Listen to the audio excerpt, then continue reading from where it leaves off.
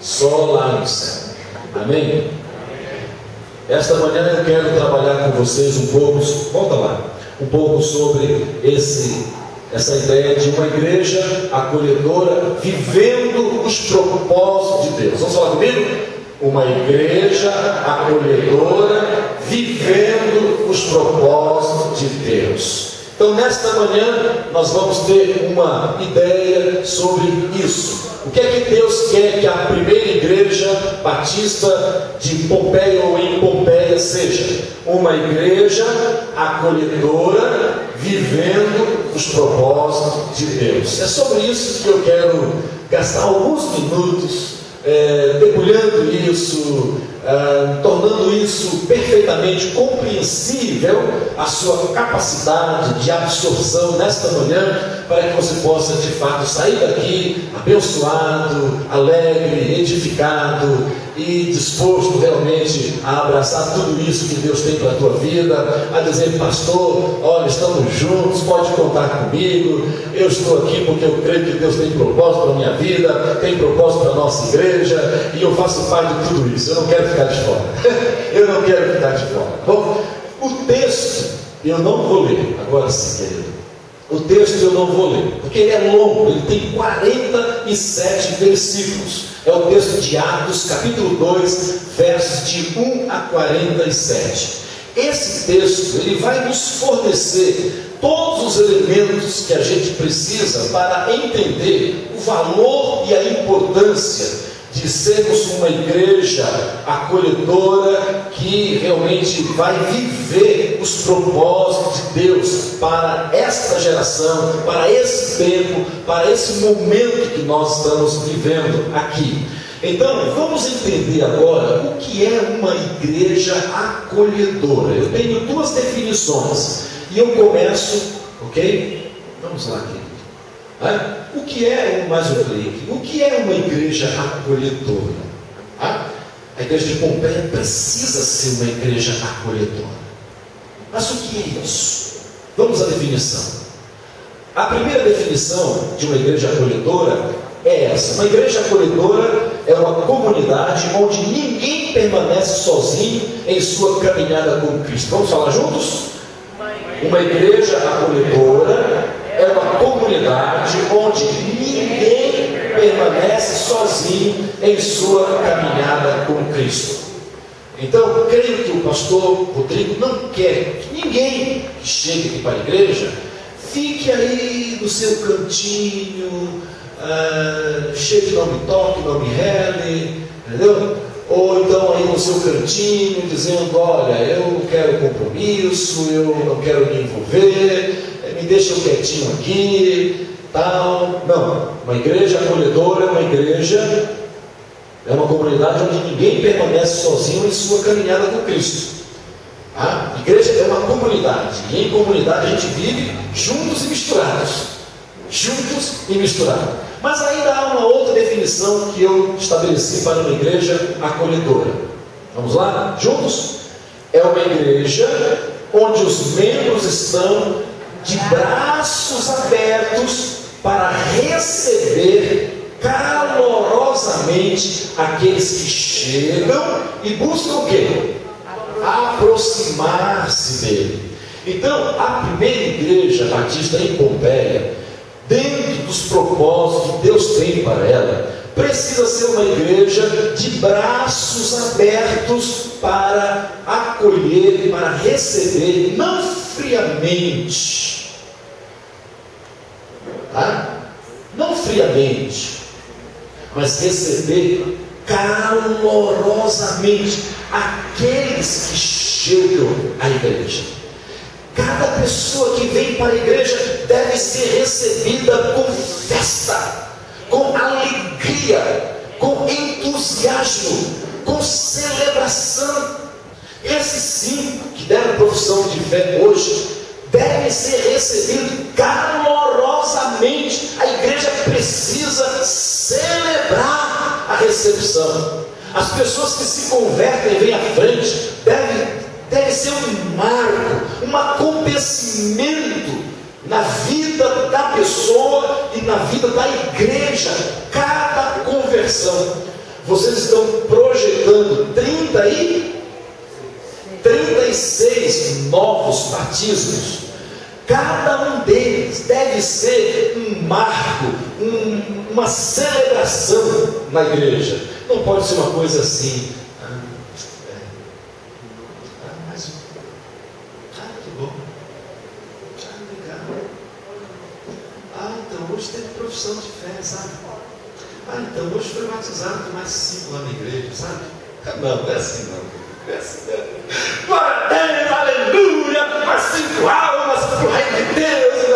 Tem que ser com alegria, caloroso, tem que celebrar, tem que festejar. Aí tem que chegar lá com uma faixa lá atrás, seja bem-vindo à família de Deus. Ela aceitou Jesus, veio à frente, está de costas para a igreja, recebendo a oração, fazendo a oração de confissão. Irmãos, olha, eu quero que você saiba, querido, que esta foi a decisão mais importante da tua vida. Ao aceitar Jesus como Salvador, você nasceu de novo. Você se tornou uma nova criatura. A partir de hoje você deixou de ser simplesmente criatura de Deus e tornou-se um filho de Deus.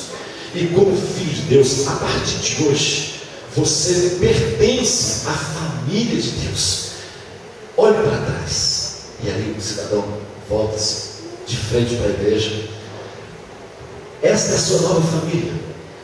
Esses são os seus novos irmãos. Todos ficam em pé. A faixa abre lá. Seja bem-vindo à família de Deus. E todo mundo alegre, feliz, aplaude ao Senhor e faz aquela festa, porque está recebendo, né, essa pessoa que voltou para Jesus.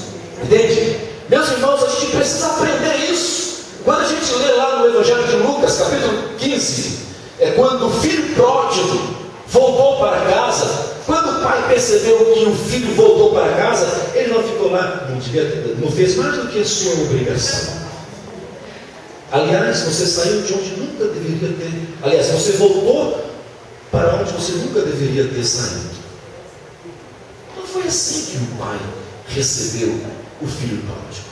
O texto diz que o pai fez uma festa, recebeu com celebração, com muita alegria, aquele que chegou em casa. E toda a vizinhança escutava a festa, a alegria, a celebração, a música, e perguntava: o que é que está acontecendo nessa casa? O que é que está acontecendo? Nós nunca ouvimos isso aí. O que é que está acontecendo? O filho voltou para casa. Aleluia! O filho voltou para casa. Você era um filho perdido. Você era alguém que estava longe de Deus, longe do lar, longe da família. E o Espírito Santo alcançou você com a mensagem salvadora do Evangelho de Cristo e trouxe você de volta para Deus. Trouxe você de volta para a casa do Pai. Aqui é a casa do Pai. Jesus disse: a minha casa será chamada casa de oração. A igreja é a casa de Deus, é a Betel de Deus, como eu preguei ontem à noite. É a Betel de Deus, é a casa de Deus, é o lugar para onde Deus disse: Jacó, vai para Betel. E aí o Senhor falou assim: Maria, vai para a primeira de Pompeia. Ô João, vai para a primeira de Pompeia. Ô, vai para a primeira de Pompeia. Deus falou: Rodrigo, vai para a primeira de Pompeia. Mas por que, Senhor? Porque é a minha casa. É a casa de Deus. É a casa de Deus. Aqui não é um clube. Aqui é a casa de Deus. O lugar onde a família de Deus vive, se reúne, celebra, cultua, tem um encontro com Deus, vivencia momentos inesquecíveis, transformadores. É o lugar onde a gente chora com os que choram. É o lugar onde a gente ri com os que sorriem. É o lugar em que a gente chora a perca, mas celebra o ganho. O irmão faleceu, a gente chora com os que choram. Mas o irmão assim: eu consegui comprar minha casa própria, a gente celebra junto. Consegui comprar um carro, celebra junto. Eu consegui, enfim, consegui passar no vestibular, celebra junto. Porque celebramos. Não acontece assim em casa, na nossa família? O filho está lá estudando e tal, queimando as pestanas, e os neurônios batendo cabeça ali e tal, aquecidos, se preparando para o vestibular, para o concurso, aquela coisa toda, e é direto nos livros e tal, na internet, fazendo pesquisa e lendo, não vai comer, não, aquela coisa toda, né? E não deixa quieto, porque está se preparando para o vestibular, está se preparando para o concurso, está se preparando para aquilo e tal. Então todo mundo entende, todo mundo fica torcendo, todo mundo fica na torcida, vai Deus. Então, empurrãozinho, Senhor, empurra, Senhor, todo mundo fica naquela expectativa. Aí chega um dia, ele vai lá, Deus te abençoe, filho, vai lá, Deus te abençoe. E todo mundo fica aqui, torcendo e tal, não sei o quê. Aí passa uma hora, 2, 3, 4, 5, depois, e aí, consegui!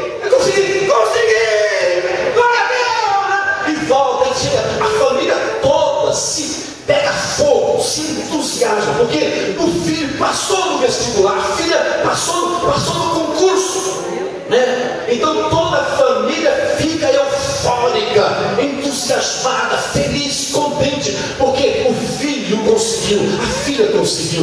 Meus irmãos, nós somos a família de Deus. Quando acontece uma coisa boa na vida de um membro dessa família, a gente ri, a gente celebra, a gente se alegra, a gente fica empolgado, a gente fica todo satisfeito, porque nós somos a família de Deus.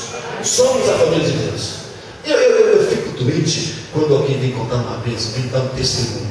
Aí chega aqui e fala assim: então, irmão, sabe, olha, eu estava indo assim, e um carro desgovernado veio na minha direção, e de repente foi por um triz, irmãos. Quando eu percebi que o carro ia me pegar, eu me joguei assim, mas foi um nível, é como eu senti uma mão de Deus, eu senti uma mão me empurrando assim, e me tirou exatamente na hora que o carro passou. Irmão, olha, foi um livramento. Aí todo mundo lá.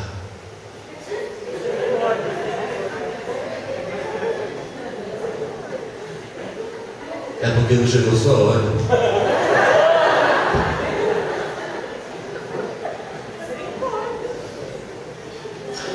Foi sorte. Aí quem não gosta dele, que pena.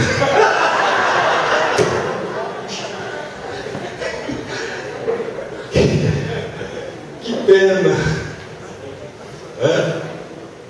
Não, mas quando vem dar um testemunho, conta uma vitória, um livramento, uma bênção recebida, deve ser motivo de celebração. Fica em pé, aplaude ao Senhor, glória a Deus, aleluia, louvado seja o teu nome, Senhor. Pega o irmão, dá um abraço, joga para cima e diz: ei, irmão, Deus continua te abençoando, filho de Deus abençoado. Amém? Porque é assim. É assim. Bom, aí nós temos no texto de Atos capítulo 2, de 1 a 47, uma descrição onde nas entrelinhas desse contexto do texto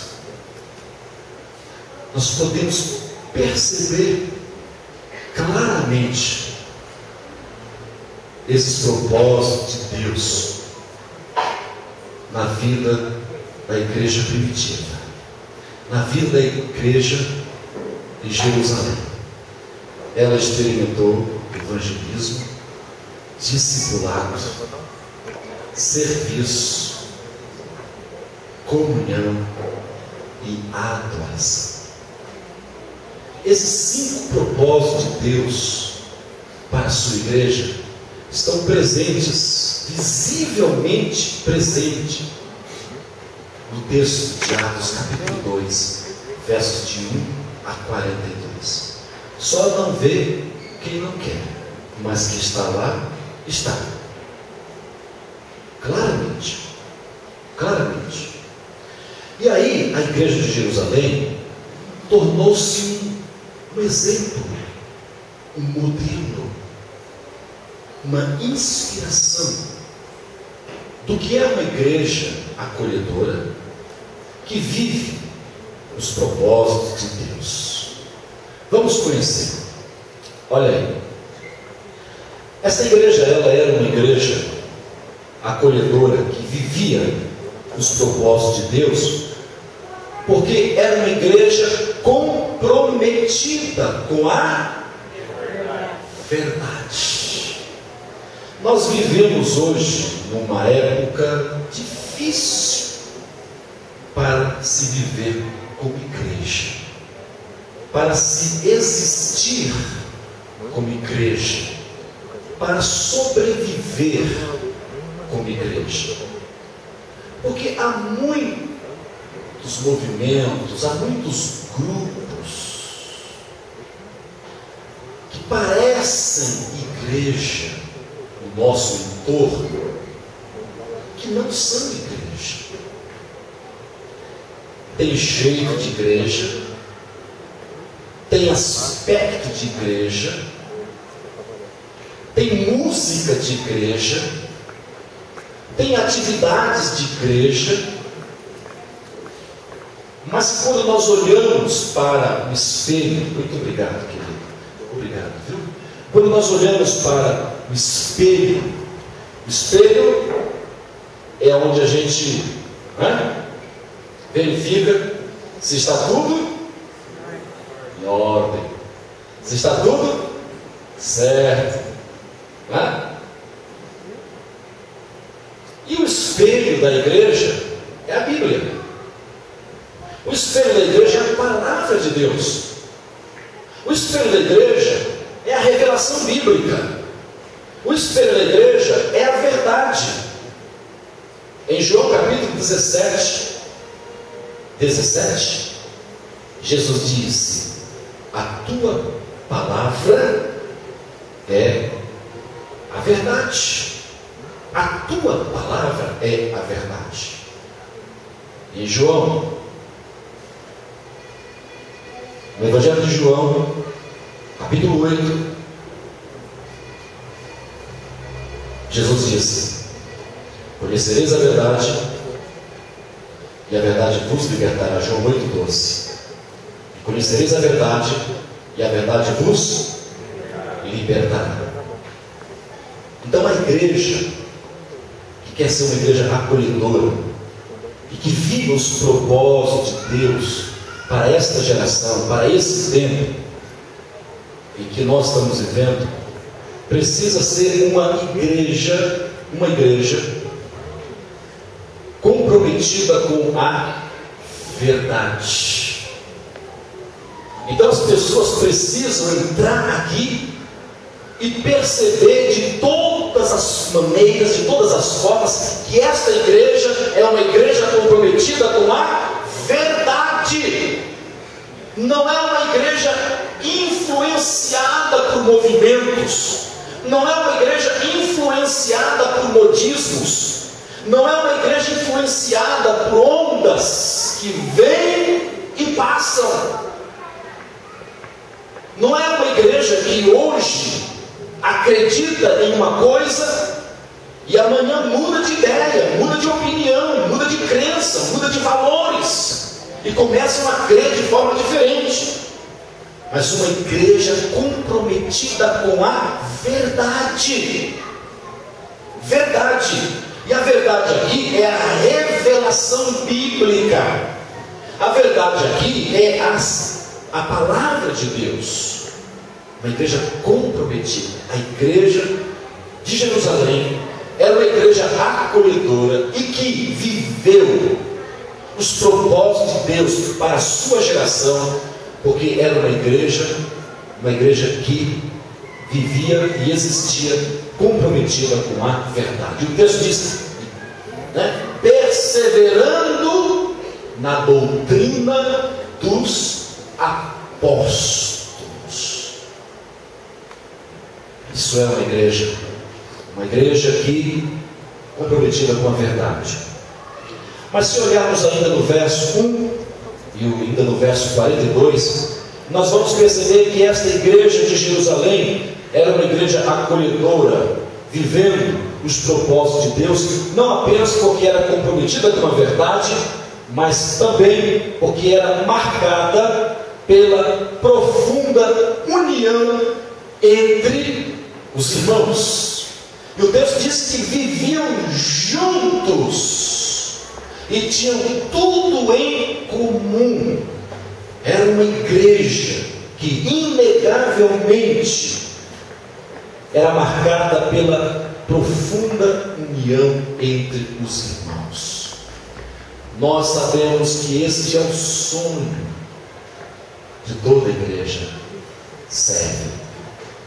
Uma igreja marcada pela união entre os irmãos. Porque a união foi estabelecida por Deus. A união é projeto de Deus, é o sonho de Deus para o seu povo. Porque juntos somos mais. O diabo sabe disso. O diabo sabe que viver em união é o que Deus espera de nós. E ele procura sempre se imiscuir no meio do povo de Deus. Ele tenta sempre colocar o seu dedinho lá para impedir que vivenciemos essa experiência de unidade, de união e de unidade na igreja. Então aí ele coloca um irmão contra o outro, é uma decepção aqui, é uma fofoquinha ali, é um disque aqui, é um comentáriozinho, né, desaponador ali, depreciativo, é uma criticazinha, né, ainda que seja uma crítica assim bem velada, bem, né, superficial, mas não deixa de ser uma pequena alfinetada. E aquele irmão que não tem uma maturidade necessária para lidar com esse tipo de situação acaba ficando chateado, magoado, ofendido, ressentido, e ele fica desanimado, e aí então ele para de vir à igreja, ele vai perdendo realmente o interesse, e passa uma semana, 15 dias, um mês, e quando alguém percebe que ele não está vindo na igreja e o procura, ele abre o coração e então fala o que está acontecendo com ele. E aí, por mais que a gente tente convencê-lo da importância e da necessidade dele voltar para a igreja, ele já tomou uma decisão de não voltar mais. Isso é ação do diabo. A gente precisa vivenciar aquilo que o Salmo 133 diz: ó, quão bom e quão agradável é que os irmãos vivam em união. E todos nós queremos ser abençoados. Todos nós. Qual é o segredo da bênção? É a união. Sabe por quê? Porque nesse mesmo Salmo 133, lá no verso 3, no último versículo, diz: quando os irmãos vivem em união, ali o Senhor ordena a sua bênção para sempre. Amém. Ali o Senhor ordena. Então a igreja quer ser uma igreja abençoada por Deus? Viva em união. Irmão, você quer ser um crente abençoado? Viva em união com o seu pastor, com a sua liderança, com seus irmãos, seja ele quem for, rico ou pobre, preto, branco, pardo, amarelo. More ele na melhor casa de Pompeia, more ele lá na periferia da cidade, lá no meio do mato, a casa na tapera, entendeu? Não importa. Aliás, havia há um hino no nosso cantor cristão, que hoje quase no canto, né? Que diz assim: bem pouco importa eu ir morar em casa ou bem construída, bem feita, agora que tem aqui. Bem pouco importa eu ir morar em casa ou gruta, boa ou ruim, com Cristo ali é céu para mim. Aleluia. Então, meus irmãos, precisamos disso. Mas se olharmos para o texto, dentro do seu contexto, nós vamos perceber que esta igreja acolhedora, que vivia os propósitos de Deus em Jerusalém, era uma igreja simpática aos olhos da sociedade. É uma igreja que caía na graça do povo. As pessoas não olhavam para aquela igreja e dizer, olha, isso aí é um caça-níquel. Pequenas igrejas, grandes negócios. O pastor daquela igreja chegou com um carro, daquele que, para dar partida, é assim, ó, bate a chave e liga. Hoje eu não vou, hoje eu não vou, hoje eu não vou, hoje eu não vou, hoje eu não vou. Aí ele volta a chave, tenta de novo, gira a chave, aí, hoje eu não quero, hoje eu não quero, hoje eu não quero, hoje eu não quero, hoje eu não quero. Agora o homem chegou assim. Hoje você viu o carrão? Esse negócio aí. Hoje o cara chega de longe assim, já aperta lá o clique, aí o carro abre as asas. Vem, meu dono. Vem, meu dono. Não precisa nem girar a chave. Liga, dá partida lá assim, com uma facilidade.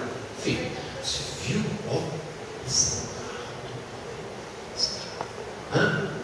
não. A igreja acolhedora, a igreja que vive os propósitos de Deus, é uma igreja simpática aos olhos da sociedade. Os vizinhos amam a igreja se torna uma referência na cidade. Uma referência na cidade.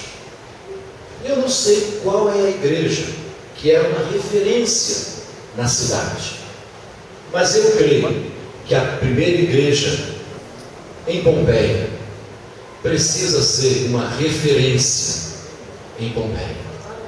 Porque o nome já diz, é a primeira igreja batista em Pompeia.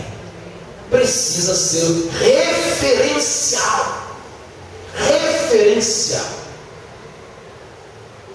Você já foi em alguma igreja em Pompeia? Sim, eu já fui em quase todas.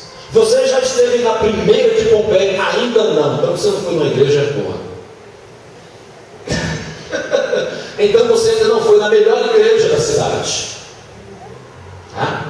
E aí a pessoa precisa vir e constatar que realmente isso é verdade. Por quê? A música é boa, o louvor é bom, o culto é bom, a pregação é boa, os irmãos é gente boa. Começa lá quem está ajudando a estacionar o carro. Ou seja bem-vindo à nossa igreja. Tem uma vaga aqui e tal, se você quiser eu posso guardar para você. Está chovendo, já chega com guarda-chuva lá, entendeu? O visitante lá entra aqui e tal, e entendeu? Acompanha ele até a porta da igreja. Na porta da igreja já tem a equipe de recepção com um sorriso colgate. Entendeu? Olá, meu nome é Joelito, que bom ter você conosco nessa noite, seja bem-vindo à nossa igreja, está aqui o boletim da nossa igreja. Aí um outro irmão já encaminha ele para o assento ali, já entrega para ele um cartão ali para ele preencher com os dados, algumas informações e tal, destaca, deixa com ele, papapá e tal, entendeu? Terminou o culto, tem um café, tem alguma coisa, encaminha ele, apresenta ele depois do intervalo. Olha, esse aqui é o pastor da nossa igreja, esse aqui é o professor de escola dominical, esse aqui é o líder do louvor, esse aqui é o irmão fulano e tal. Olha, deixa eu te apresentar aqui meu amigo, minha amiga, entende? Então, esse negócio, sabe, de envolver a pessoa, de acolher a pessoa, de deixar a pessoa realmente se sentir em casa, isso mexe com a pessoa. Gente, olha, eu fui recebido na igreja, vem cá que eu vou mostrar a nossa igreja para você, aqui isso aqui é isso, leva lá e tal, mostra onde é berçário, onde é banheiro, onde é isso, onde é aquilo, aqui é a reunião, aqui acontece isso, aqui acontece o lugar onde a gente faz um churrasco, um jantar, um almoço, uma festinha e tal, não sei o que, papapá, aqui, entendeu? Você mostra tudo, deixa. Gente, ela sai impactada e fala assim, olha, eu vou voltar domingo que vem, porque agora fui. Agora, quando a pessoa chega, né? Ou a pessoa entra muda e sai calada, entendeu? Parece uma pessoa não grata na igreja. Aí realmente é complicado o negócio, né? Bom, olha, está tocando isso aí que o horário já encerrou, o almoço está esperando lá. Essa é a campanha. Mas vamos adiante. A igreja acolhedora, que vive os propósitos de Deus, ela também é uma igreja que transportava alegria e felicidade.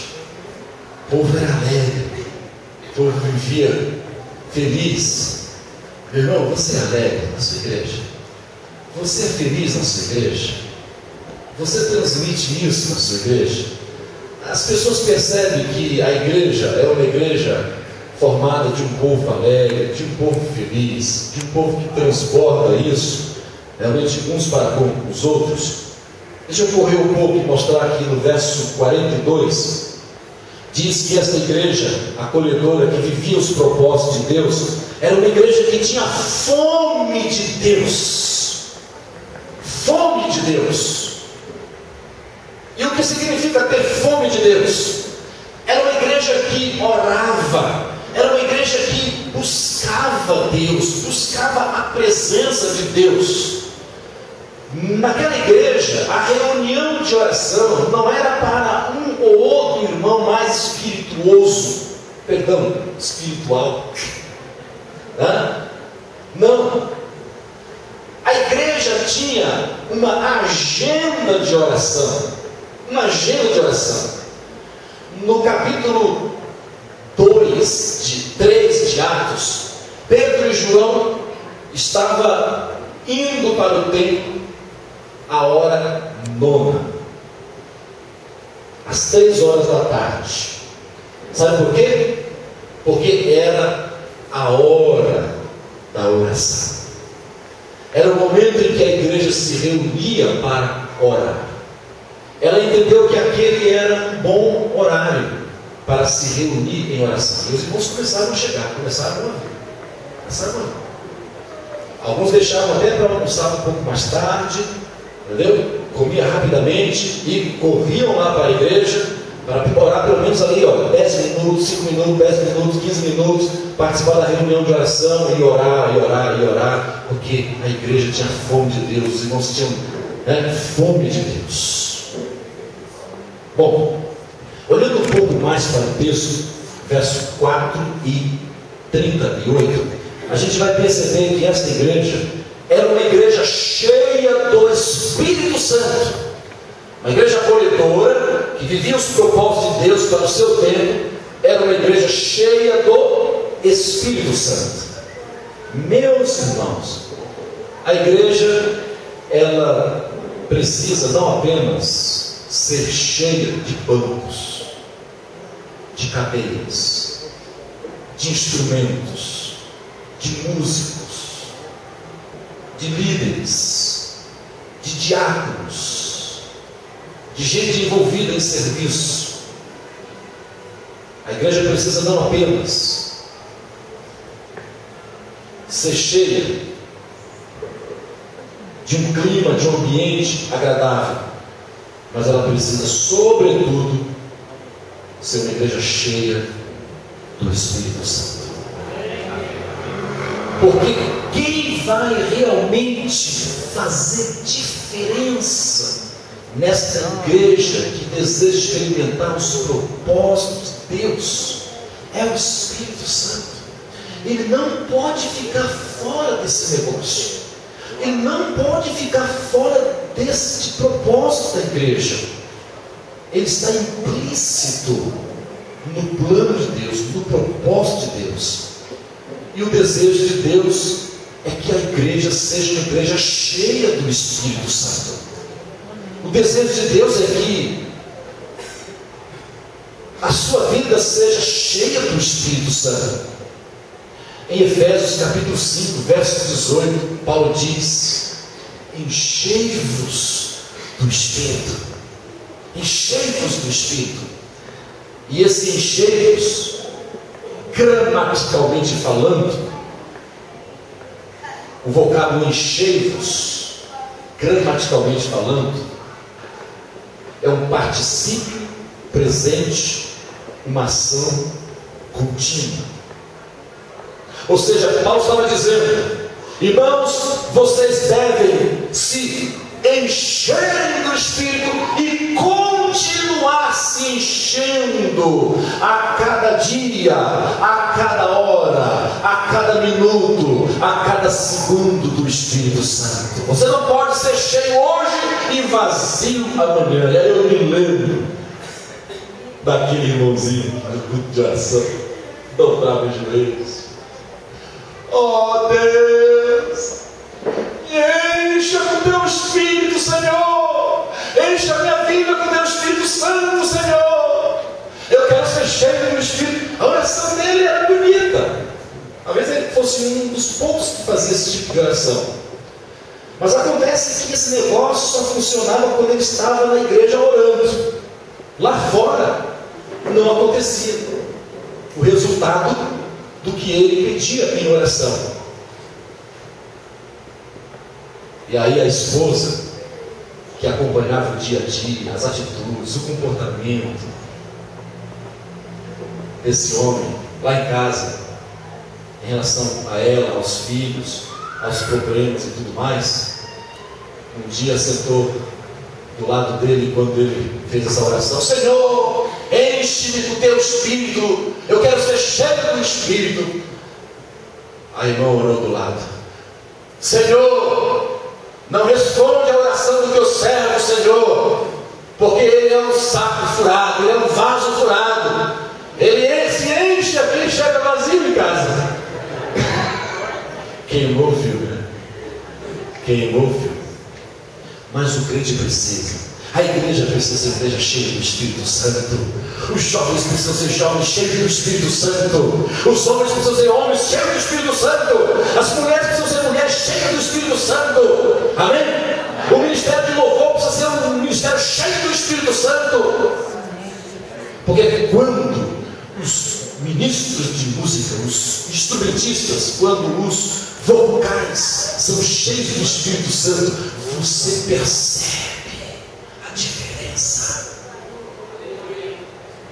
Percebe a diferença. Há uma unção de Deus que emana do trono da graça, envolve a todos e contagia a igreja. E aí não adianta a gente cantar: há uma unção, já posso sentir verdadeiramente Deus está aqui. Se isso não for verdade, irmãos, melhor tirar essa música da pauta.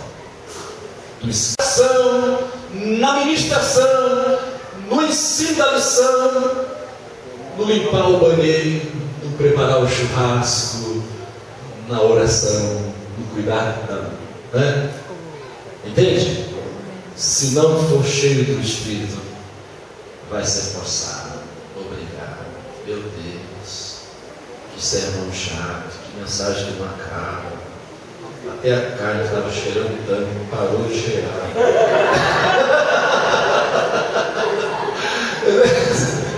Entendeu? Oh Jesus, olha, eu estou terminando, igreja, olha lá.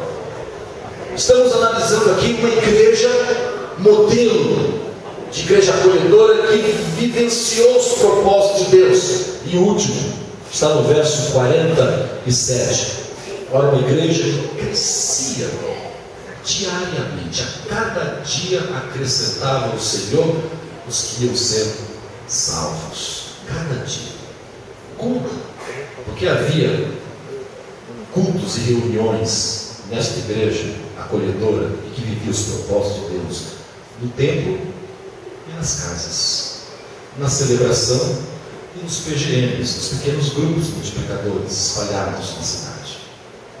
Então gente se convertia na igreja e gente se convertia nos pequenos grupos lá. A cada dia o Senhor acrescentava, porque tinha grupos na segunda, na terça, na quarta, na quinta, na sexta, no sábado, no domingo, grupo de mulheres, grupo de homens, grupo de jovens, pequenos grupos de adolescentes, grupo de crianças, entende? Vários funcionando. E a cada dia o Senhor acrescentava. A cada dia o Senhor acrescentava. Porque a cada dia tinha gente nova chegando lá, visitando, convidada, gente sendo levada lá. pelos participantes dos PGMs, dos pequenos grupos. Então a cada dia o Senhor acrescentava. A cada dia o Senhor acrescentava. Sabe por quê? Porque o povo se envolvia, o povo trabalhava, o povo fazia as coisas acontecerem. O povo dizia: Senhor, no que depender de mim, pode contar comigo, Senhor. Pode contar comigo. O povo dizia para os líderes: olha, no que depender de mim, pode contar comigo. Abre um grupo, abre um PGM na minha casa, um pequeno grupo multiplicador na minha casa. Eu vou convidar meus familiares, meus amigos, meu vizinho e tal. Eu quero ver gente se converter, eu quero ver gente sendo batizado, eu quero ajudar a discipular, eu quero ajudar. Entendeu? É por isso que a cada dia o Senhor acrescentava, porque havia disposição do povo, havia disposição dos membros da igreja em ver realmente a igreja experimentar um crescimento exponencial que Deus queria promover. Concluo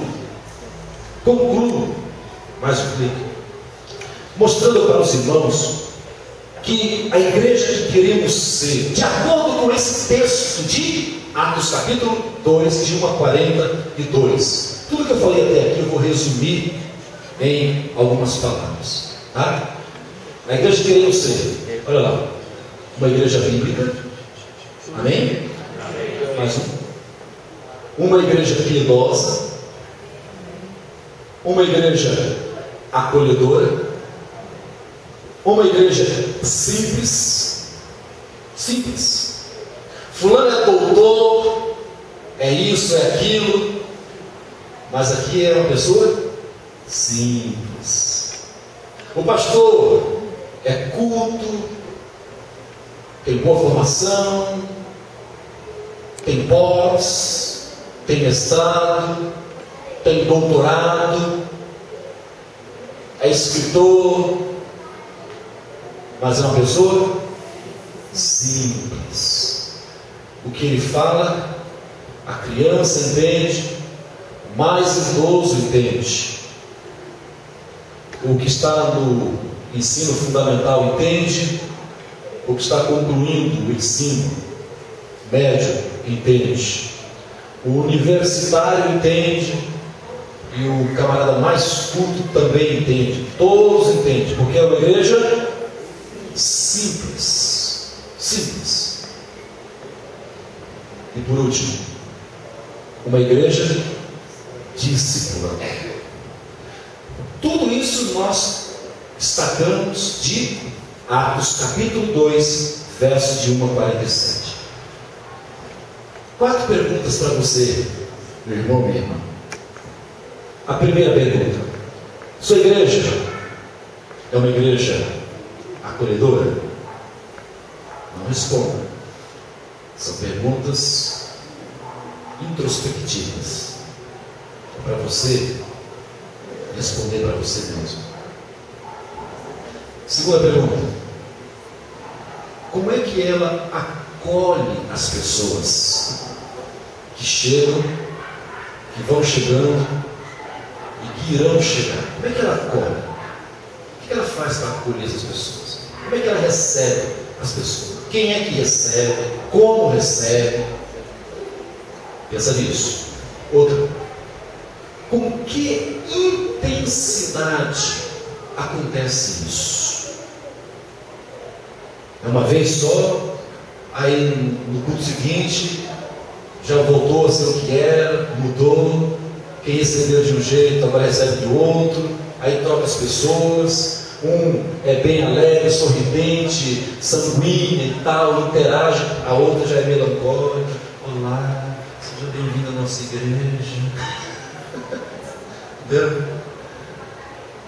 Outra pergunta,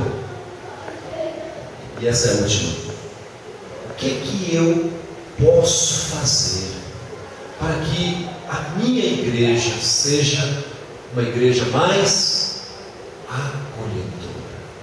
Vamos terminar? Vamos ficar de pé? Essas perguntas é para você pensar.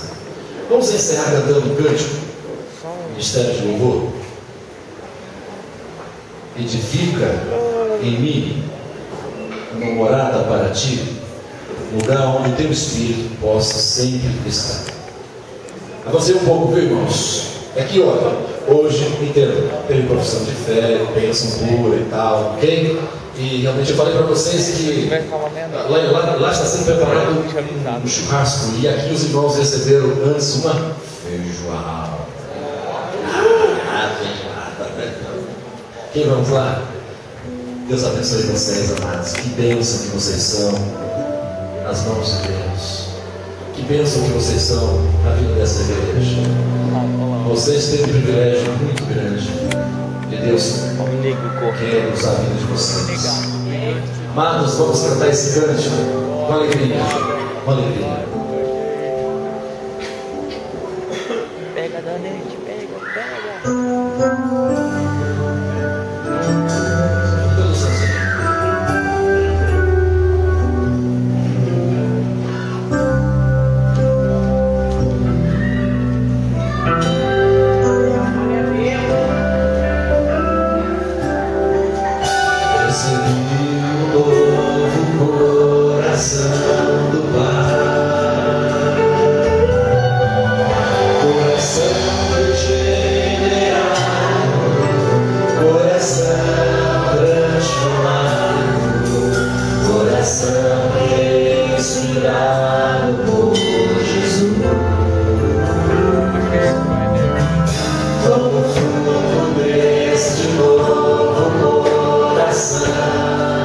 Levante a sua mão e diga: eu declaro a paz de Cristo, te abençoo, meu irmão.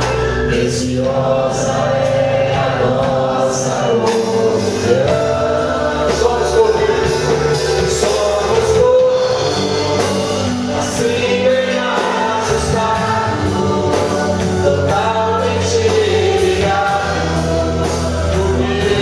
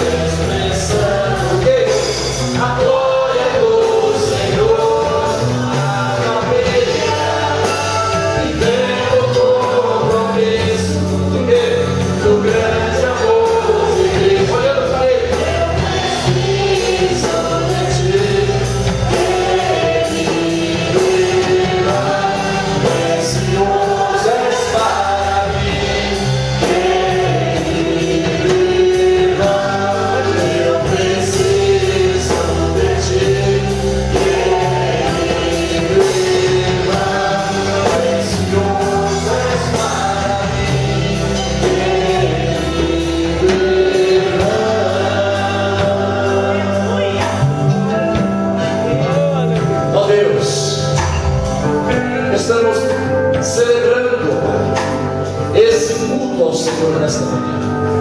Agradecidos, Pai, pela palavra que o Senhor tem liberado nesta manhã para abençoar as nossas vidas e nos apontar o caminho, o rumo, a direção que precisamos seguir, Pai.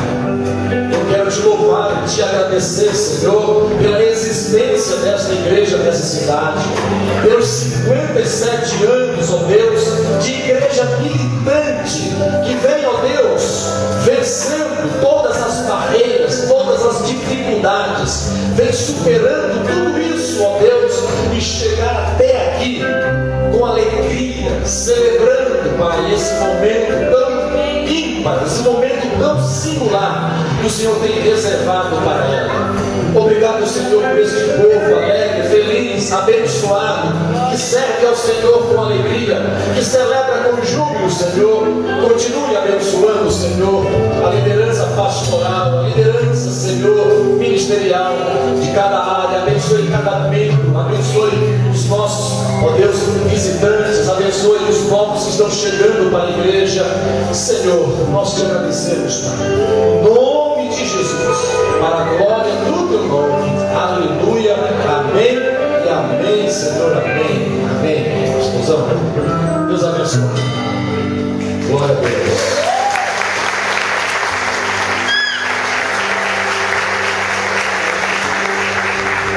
É isso aí, meus amados. Vamos então agora orar ao Senhor mais uma vez e já vamos abençoar o almoço. Sei que lá embaixo para orarmos não vai ser tão. Vai ser um pouco mais complicado. Então, só vou passar a orientação. Na hora que as irmãs liberarem, eu quero pedir primeiro dar preferência às crianças, depois aos idosos e depois a nós mais jovens, tá bom?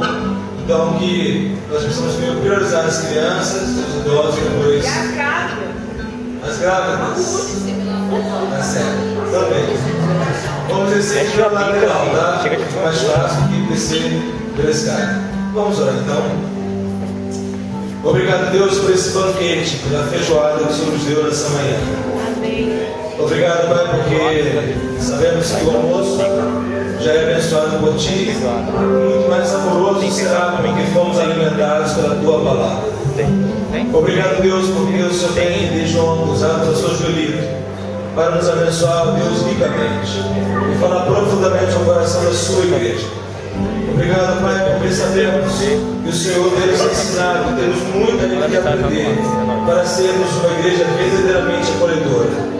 Obrigado, Deus, porque esse desafio está posto diante de nós.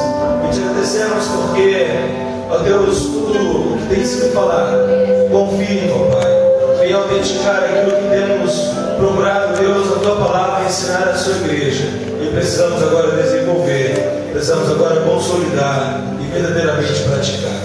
Obrigado, Deus, pela instrumentalidade do Teu Filho, do pastor Joelito. Obrigado, Deus, porque ainda mais à noite teremos um momento tão gostoso como esse, onde a Sua igreja há de celebrar, há de adorá-lo e glorificá-lo, ó Deus. Nós te exaltamos nessa manhã. E agora pedimos ao Senhor que o alimento que foi preparado, ó Pai, seja para o nosso alimento carnal, ó Deus, que venha nos fazer bem. Obrigado por cada irmão e irmã que trouxe de sua casa, ó Deus, aquilo que foi da sua contribuição para que esse almoço fosse algo agradável a todos nós. Abençoe, Pai, o alimento que vamos comer. Nós te agradecemos que possamos ter uma tarde em Sua presença. E logo mais à noite, 7 horas, estarmos juntos para continuarmos esse momento de adoração na igreja reunida. Em nome de Jesus oramos e agradecemos. Amém. Amém, meus irmãos. Então vamos logo mais à noite, 7 horas. Vem e convida pessoas que possamos ter a noite a casa cheia para a glória de Deus.